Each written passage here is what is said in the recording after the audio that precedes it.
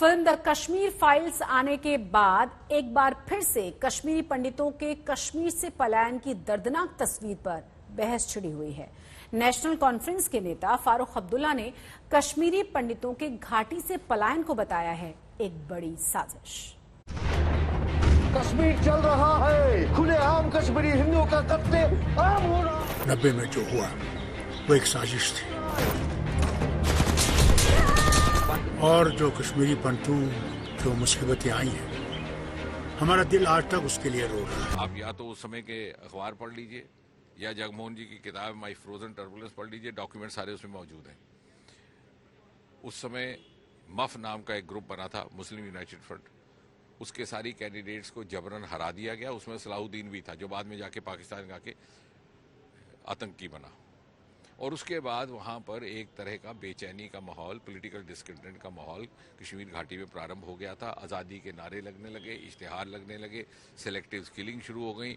जब हालात काबू से बाहर निकल गए तो फारूक साहब खुद ही अपना दामन बचाना चाह रहे थे। पंडितों को यहाँ से किसने निकाला? फारूक अब्दुल्ला ने निकाला। मैं तो हुकूमत में ही नहीं था। उस वक्त की जो हुकूमत थी उसके यहाँ कौन थे मुखिया? जगमोहन जी थे। अब वो तो जिंदा नहीं है, बात नहीं करनी चाहिए जो मर गया है, मगर सच्चाई तो वही है। गाड़ियां किसने भेजी इनके घरों में? गांव में किसने गाड़ियां भेजी? किसने फौज पुलिस वालों को कहा इनको गाड़ियों में बिठाइए? यहाँ आज भी 800 खानदान रह रहे हैं, आराम से रह रहे हैं अपने घरों में। द कश्मीर फाइल्स के बाद फारूक अब्दुल्ला पर लगातार सवालों में हैं।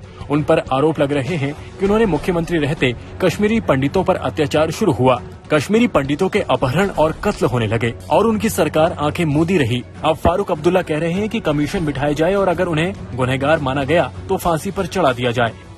90 में जो हुआ वो एक साजिश थी। उस साजिश को किसने किया?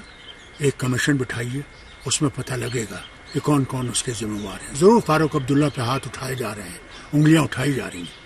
फारूक अब्दुल्ला इतना जिम्मेवार नहीं है। जिम्मेवार वो हैं जो उस वक्त दिल्ली में राज कर रहे थे। वो हैं जिन्होंने यहाँ पे उस आदमी को भेजा था, जिन्होंने इनको फैसिलिटेट किया यहाँ से ले जाने के लिए।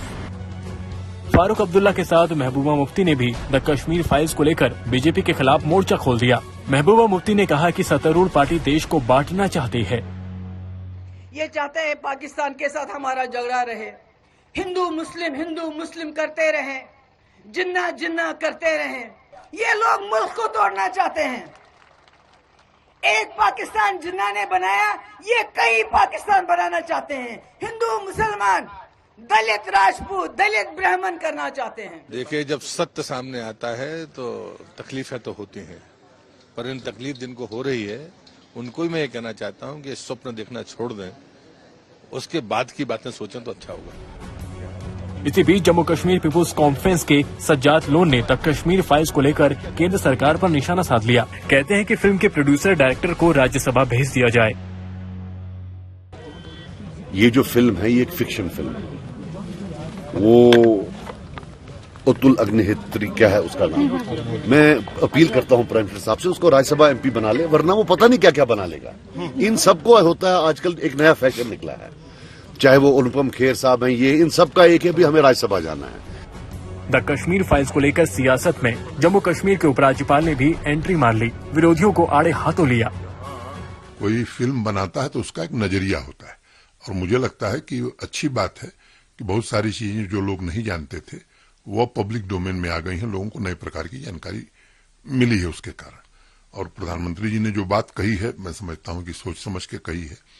इस पर किसी की राय अलग हो सकती है, किसी को दूसरी फिल्म बनानी है तो उसको भी इस देश में आजादी है। इधर दिल्ली में बीजेपी ने जंतर मंतर पर प्रदर्शन किया और केजरीवाल सरकार से द कश्मीर फाइल्स को टैक्स फ्री करने की मांग की। कश्मीरी पंडितों के नरसंहार की सच्चाई सामने आई है तो दिल्ली के उन युवा साथियों को भी उस सामूहिक नरसंहार, उस सच्चाई को जानने का हक है। पूरे देश की कई सरकारों ने टैक्स फ्री किया है। उस समय जो अत्याचार, जो नरसंहार उस समय हुआ है और वहाँ की उस समय की सरकारों ने जो अपना वहाँ पर उनके आतंकवादियों के साथ खड़े रहे, आज वो सच्चाई को दिल्ली वासियों को भी जानने का हक है।